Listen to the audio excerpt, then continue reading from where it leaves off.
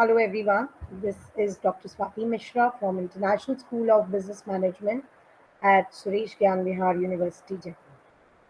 We would be continuing with our discussion of the overview of project management today also, and hopefully this will be the last part of the introductory sessions of project management, and henceforth the sessions will be concentrating on the deeper concepts of project management and different techniques and techniques that we are going to study under project management.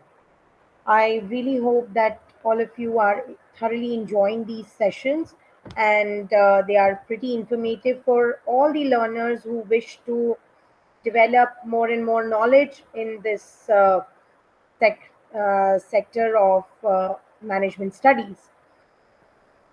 So, today's session basically, as I said, is a continuation of the introductory part of project management.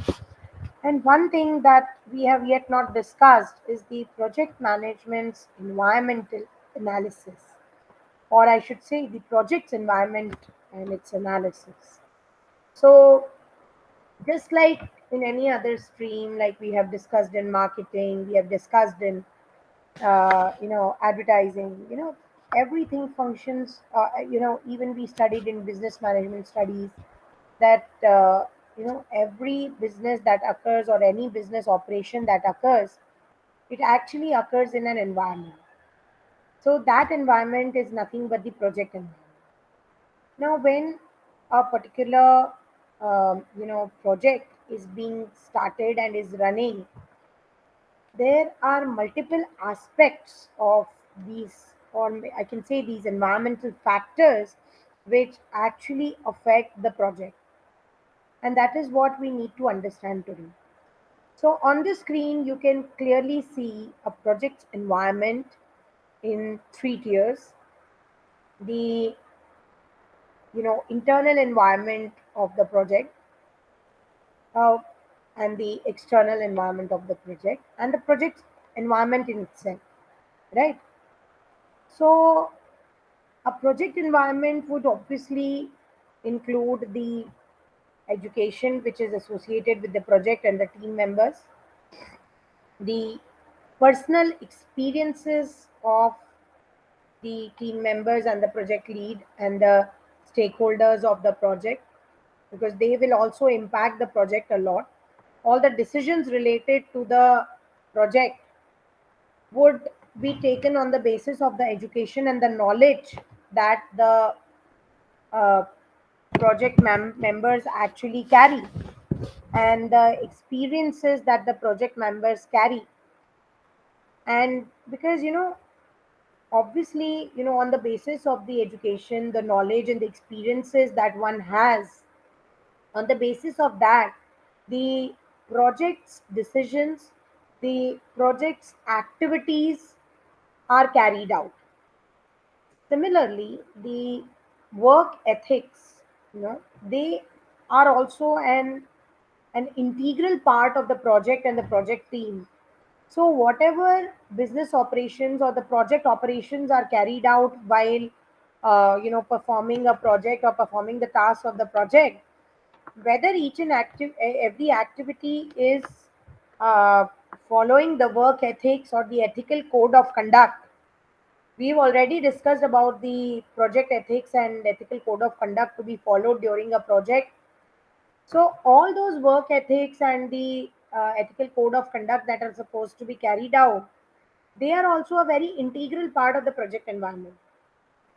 Every activity that is carried out, whether it is carried out keeping the society's benefit in mind or not, whether it is going to harm any uh, you know project member or any other stakeholder of the project or any outside customer of the project, then that activity would not be considered ethical. Similarly, any kind of activity which is considered illegal, of course that will be a legal part of that environment. But ethics is obviously a very integral part of the project environment. Similarly, the personal interests of the employees who are engaged in the project, the stakeholders of the project, and the customers of the project would directly impact the project environment. The personal interest of the project team will actually decide, will be the deciding factor whether the project's team is working in unison with each other or not, whether there is good coordination in the team or not. If any members personal interests are clashing with the aims and goals or the objectives of the project, then he or she will not give you the correct fruitful functioning and results in the project which are actually required or desired in the project to be you know held properly. And if the activities are not going as per the desires or as per the schedules or the planning of the project, then it is very obvious that the project is not going to be successful. So, these are the four main elements of the project environment or the integral part of the project environment which directly affect the project, which is, I'll repeat once again, the education, the personal experience, the work ethics, and the personal interest, which are shown in the inner circle of this diagram as you can see. Now, the next part is the internal environment that we have to study. The internal environment of the project is related to the organization, which is actually, you know, conducting the project. So, the important factors that would affect the project directly and they can be controlled by the organization would be actually called as the internal environment. Why control? Because these are the internal aspects or the internal factors of an organization which the organization can directly exercise control on. And since the organization can control them, it is in the organization's hands to rectify any kind of problems that are occurring, to make any kind of changes as per the changing policy of the project or as per the requirement or contingencies that suddenly arise. So that is why they are called as the factor internal factors, because they directly impact and they are under control. So the first one is the company policies, because they are actually formulated by the organization, and the organization has full control over those activities, and they can actually modify those policies, maybe change those policies as per the need, and sometimes if required they can bring about positive uh, you know reformations in these policies to bring in some good changes in the functioning and the patterns of working of the project. The next is the culture of the organization. The culture of the organization also plays a very important part here. Sometimes the organizations have a very open culture, they are more cosmo, because people from different sometimes ethnicities, sometimes different religions, different backgrounds work together, come together and work together. So a very open kind of culture is followed by those organizations. Whereas some organizations of some countries are having a very closed culture in which they are following their own norms of that particular state or that particular region or that particular country to which they belong. The code of conduct is also actually controlled by the religious aspects of that country. The norms are also decided by that only. So this, the culture of the organization also plays a very important role as to how the project will proceed, what kind of functionings they are going to be, what are the going, what are going to be the decisions that that management is going to take, whether any management is going to accept the kind of you know working patterns or methods that we want there. Similarly, the culture will also, company policy and culture will together actually decide upon the kind of hierarchy level there are in the organizations, whether there is an open door policy of the management or they are very shut down, whether you have to always follow a chain to reach the to make your plea or your suggestions or your ideas reach the top management, or whether it is a very open door policy in which anybody can come to the management and speak to them and give their suggestions, give their ideas, or share their problems. These are all dependent upon the kind of culture and the policies that an organization is following. And when we talk about the work ethics, a lot of work ethics also actually depend upon the cultural norms also and the company's policies also. What one culture might consider correct, the other might not. So there may be differences because of that. And culture will be something that will bring in a very healthy environment in an organization. The company's culture should be so well planned and well framed and well organized that the team members feel very comfortable in working in that culture. It should not happen that any member should feel that I am having any kind of issues or any kind of problems which are unaddressed due to the kind of culture that is prevailing in this organization. It should be a very healthy working environment that a company should have, and it depends a lot upon the company's policies also and the culture which is being followed by the organization. Sometimes the culture of the organizations are very very professional. Sometimes the cultures are very warm. People believe in having good camaraderie, friendships, very easygoing culture. They sit together, they sometimes party together, they have fun together. Like Cape Gemini would suddenly organize a flash mob in which all the employees would be, dancing together right in the middle of the uh, their office. During their office hours they'll have a break of half an hour and they will have a flash mob activity. There are multiple such videos of flash mob activity in Cape Gemini on YouTube also. If you want, you can see them.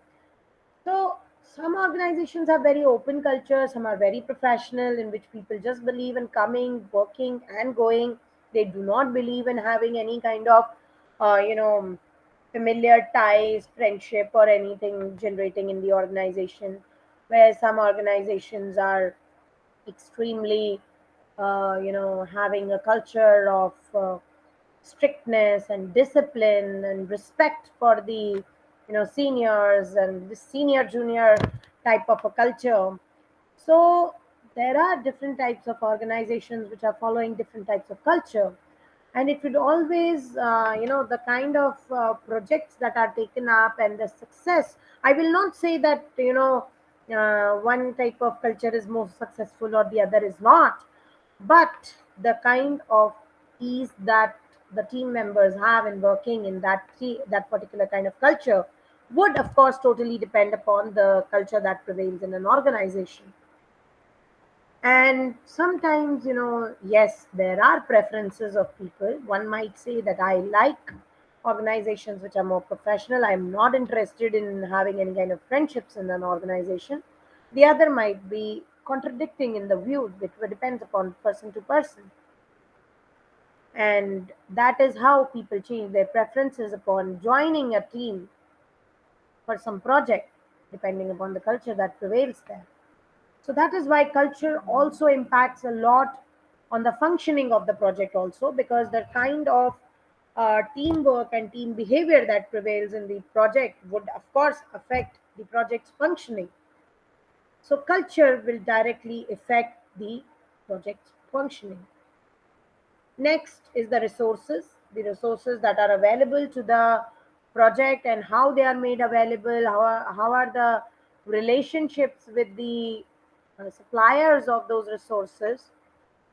whether it is raw materials, machinery, equipment, human resource, knowledge, technology, anything would directly impact the project's environment because they are in control of the project, because it depends upon the organization as to how much of abundance or scarcity of resources that organization depends upon having in their project, or what kind of flow of resources is being decided by the project. That would totally depend upon the organization. And of course there are standards which organization is following, and what kind of standards the organization is following will directly impact the project's environment. And then comes the quality. So what kind of quality standards are being followed by the organization will also directly impact the project's functioning, whether the organization is okay into making quality compromises, or whether the organization does not allow any kind of quality compromises. They have a total zero defect policy, like that in Toyota. Toyota is one role model in total quality management. So there is a book of Toyota's total quality management models, which is titled as the Toyota Way, I guess. And I would suggest that all the learners of project management and operations and production management, especially working or aspiring to work in production houses, should read it. Even if you want to enter service sector, you should read it, because these days even the service sectors are working with zero defects, and they are following all sorts of standardization policies. They are also having ISO certifications done for their organizations. So it's a very important kind of uh, you know study that you all should do. The next aspect is the quality that an organization is maintaining, and what kind of quality an organization is maintaining, how much of quality compromises they are doing. So standards and quality would go hand in hand. Then the last one is the organizational structure, the kind of hierarchy they have, whether it is a hierarchy flow is from top to down, or whether it is a flat structured organization. So what kind of structure the organization is having, and how the communication is actually flowing in that organization. All these things are also important, and they are directly impacting the project and how the project functions, what kind of operations are held in the project, and all these things, they directly are impacted by the organization structure. So with this, we have discussed the internal environment of the project. Now let us move ahead towards the external environment of the project. And it clearly states that, your diagram also states that this is the environment on which the company has no control over. And of course, the factors of this environment are also impacting your project a lot. So let us discuss these factors one by one. And as we discuss, you will understand that why does an organization not have control over these factors? Why does a project manager or project team does not have any control over these factors? First factor being the political factors, like the political conditions that are prevailing outside the organization are obviously not in control of the organization. The organization has no control over them. And political aspects are totally impacting the project, because the government that is going to rule over the country, which actually will actually every time a new government comes, they have their own policies, they make certain decisions, and they are the ones who actually formulate policies for the functioning of different organizations, of different projects that are undertaken by the organization. So whichever government is elected and brought into power, will actually, their policies, their ideologies will actually have a direct impact on the project's functioning. And that is why, political aspects are very important factors which directly impact the project. And of course, because they are not in a control of the project team, they are a part of the external environment of the project. The next factor, which is a part of the external environment of the project and the organization does not have any control over them, is the economical factors. Any kind of economical condition that prevails in the country and the economic policies that are created by the government of the organization will directly affect or impact the project. And these economic conditions are the ones which will decide as to how well or with how many difficulties a project is going to function.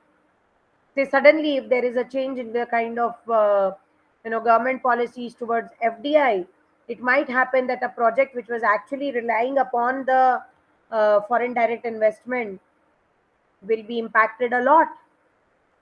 Or maybe there is suddenly a new economic policy which has come up with some new kind of act regarding environment, or maybe regarding plastic waste, plastic consumption, or plastic waste you know creation. So that will also impact the organization's functioning and the project's completion a lot. Sometimes a lot of projects are brought to, there are some agencies, government agencies also, which bring a stay on some organization which are not following the economic and the other, uh, you know, rules and regulations, because these are the things which will decide upon the rules and regulations that will be, uh, you know, regulated on the projects or implied on the projects. Similarly, the social aspects, the kind of society in which a project is functioning, the norms of the society, whether the project is actually working in the well being of the society or the society is getting impacted adversely by the project. This is also a very important aspect to be considered and a very important factor that has impact on the project environment. Next is the technological factors. Of course, the technology is something that directly affects the project. Sometimes it may happen that suddenly a new technology comes up.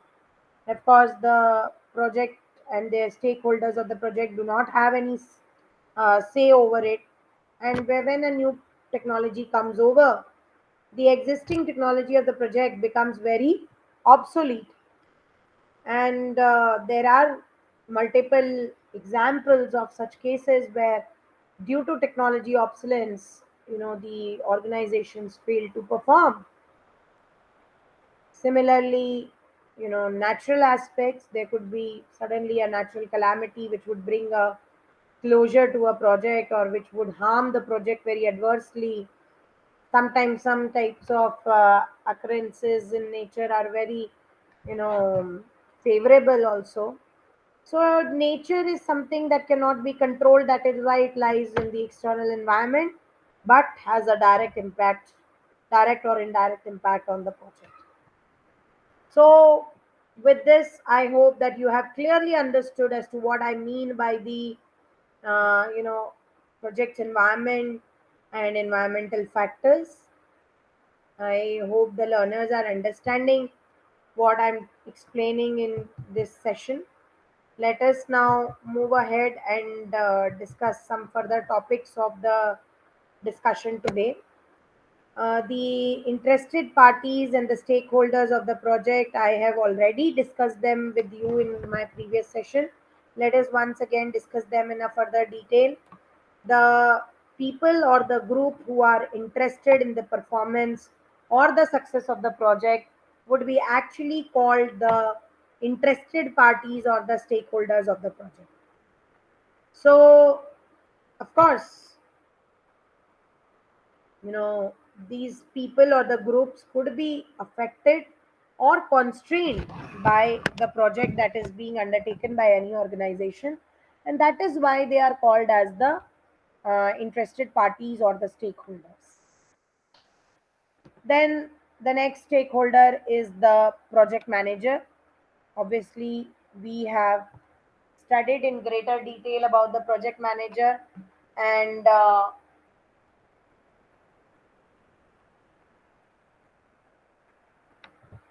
the project manager is the one which identifies the parties, their interests, and sequences both in order of importance for the project. And the next is the influence the project directly or indirectly has over the interested parties and their interests is something which is very important to be considered. Similarly, the project management's practices, which are you know which are used by the projects team and project managers for the functioning, the practices which are brought in to conduct, whether they are favorable for the stakeholders or the parties. This is very important to be understood, and how directly or indirectly they are influencing the organizational project management maturity, how much of maturity the organization's project management has, the standards, issues, and trends that are there. So all these things directly or indirectly impact the interested parties or the stakeholders. So I have also listed down the interested parties or the stakeholders which directly affect the project or which are directly interested in the project also. Like, of course, the project sponsor, project manager, project team, project organization, the program organization, the regional, national, and international legislative and regulatory bodies that are, in direct association, and the rules and regulations which are formulated by them impact the project, and they have all the powers to bring a stay on the project if the project is not following the norms and the rules and regulations. And if need be, they can actually drag the project to the court also. Then, of course, the users or the consumers of the project or the products of the organization, the suppliers, the community or the special interest groups that are there, and of course, the politicians. So, obviously, these interested parties or the stakeholders have their own, formulate their own internal or external networks, and the management of expectations and perceptions, could be termed as satisfaction is equals to perception minus the expectation. So, whenever your expectations are exceeding the perception, it will have a negative satisfaction. So, the expectations would provide the samples of process documentation, and they are not you should not over promise them. And the outcome of expectation is that you use quality function deployment to determine the requirements and do not over promise. And as far as the perceptions are concerned, they help you provide regular reports of the progress and promote positive aspects of the outcome. So while the core product should take the majority of the resources, it may be the peripheral product of the project that you may be judged upon. So, there are some elements that actually affect the perception of the interested parties, and these elements are the responsiveness, which is actually the speed of reply to the requests of the information or any kind of changes that are supposed to be brought in. So how prompt your responses are that would actually affect the perception of the interested parties or the stakeholders. If we are not giving them prompt replies to the communication that they are trying to have with us, or if any kind of information is needed by them, we're not providing them promptly, then of course the perception of the interested parties about the project will be depleted.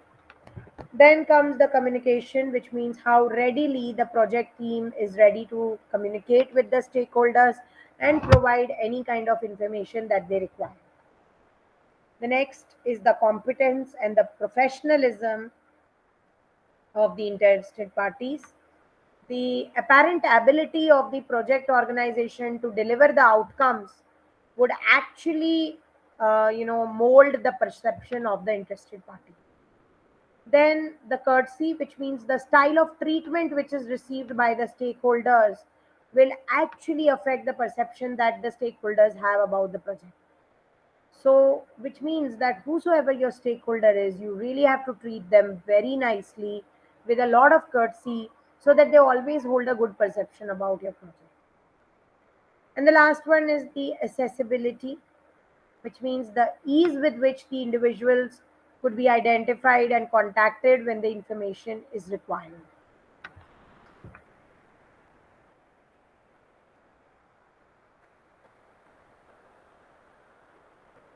So, this is a process of identifying the stakeholders.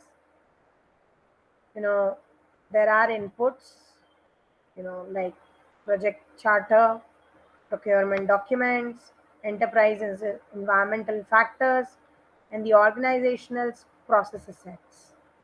On the basis of that, there are different tools and techniques through which your stakeholder analysis and expert judgment is done as to which stakeholder is most suitable for the project. And as an output of this, after the judgment and stakeholder analysis is done, the final stakeholders of the project are registered and the stakeholder management strategy is formulated. So, this is the actual process of identification of the stakeholders for a particular project. So, whenever you are trying to identify the correct stakeholders for your project, you can use multiple types of tools and techniques. So, this is one of them, like the stakeholder analysis that we have just talked about in the previous process that we had taken. Whenever you are doing stakeholder analysis, there are some steps that are supposed to be followed. The first step is to identify all the potential stakeholders that are available. In the second step, you identify the potential impact or support each stakeholder could generate. In the third step, you assess how these key stakeholders are likely to respond in various situations. And once you have assessed how they are going to respond, you can actually plan your reaction. This is a matrix which you can see, on the basis of which you can make the plannings. There is an On the y axis, you can see the power that is associated with it. On the x axis, you can see the interest that is there. And based on the power and the interest, when the interest is also low and the power is also low, you can only monitor these stakeholders with the minimum effort. If the interest is very high but the power is low, you can all that you can do is to keep them well informed. When the interest is high and the power is also high, you can manage them very closely. But if the interest is low but power is high, then you can keep them satisfied. So this is a matrix that is in the PMBOK book also, which is a guide to project management. You can It's in its fourth edition. It is given. If you want to refer to it and understand it in deeper details, you can go through that book. So stakeholder registration that I had mentioned in the project process, I mean, identification of stakeholder process. The stakeholder registration is nothing but when an identification information about the stakeholder is collected and assessment of that information is done. Once the identification information is there and the assessment information is also there, you can actually classify your stakeholder on the within the categories that are pre-decided in the project. And the stakeholder management strategy, under the stakeholder management strategy, you can always develop a stakeholder analysis matrix, and on the basis of that stakeholder analysis matrix you can actually segregate your stakeholders. And there are two examples that are given. I can just zoom them for you and show it them to you. Like, this is a project environment table wherein they have, it's a fashion show that is going to be organized, and this is how they have actually divided the project environment table. And there is this another tabular representation which is showing the uh, stakeholders classification. Just give me a second.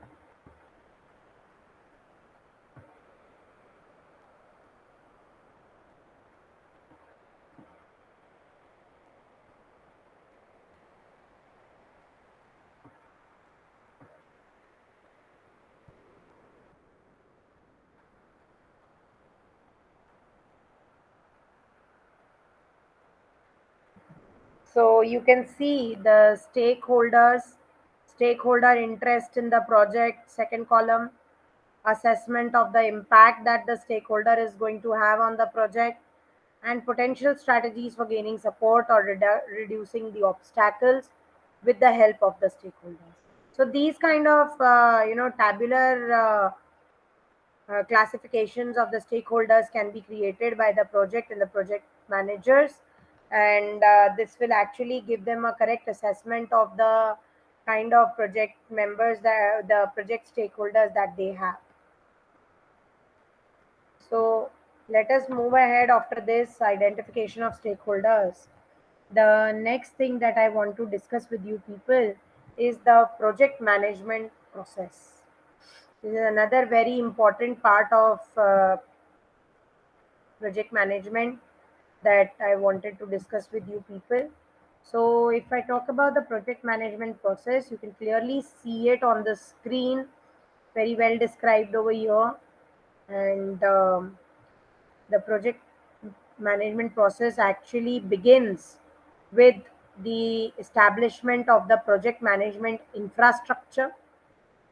Under the project management infrastructure, I have shown you some activities that are conducted, like identifying the resources, defining the roles and accountabilities of each and every project team member, defining the governance structure of the project that is going to be held. After establishing the project management infrastructure, the next step is to define the project. So now you need to give the project a definition. So you have to, under project definition, there are again some activities like confirming the objectives of the project, scope of the project, benefits of the project, and the risks which are associated with the project. Once you have confirmed all these, you have to develop the implementation approach of the project, and you also have to develop a resource plan for that. Once the project definition has been clearly constructed, the next step is to plan the project, to create a project plan wherein you have to develop a detailed work plan covering all the schedules, resources, and the costs of the project. We have in detail discussed how project planning is done in the very start of this introductory unit of project management. So I don't think I need to discuss that again and again with you people. you are having a very good idea of what project management planning is, and you clearly know how work breakdown structures are created, what are work packages, and at each and every work package, the schedule, which means the starting date and the ending date of the that activity is created. Then there are resources are also written over there, and the costs which are going to arise at that particular work package or the work breakdown structures element is also given, right? And I had also shown you in the previous session how the scheduling is done, the network diagrams and all those things, the Gantt charts and all. Once the project plan is created, the next step is project management and project control. Here you develop the project controls, like you charter, you create a budget, you create the risk management plan, and you create a status report. So with this, along with this, when the project is moving, another very important aspect that is supposed to be considered is managing the quality, the risk, and the change continuously. That is a continuous process that moves along the project right from the start till the end of the project. Then managing the people who are working with the project and who are outside the project, tracking and reviewing the data, review of the deliverables and the efforts that are made for correct timely deliveries, and the report and analysis of the progress that is being made by the project.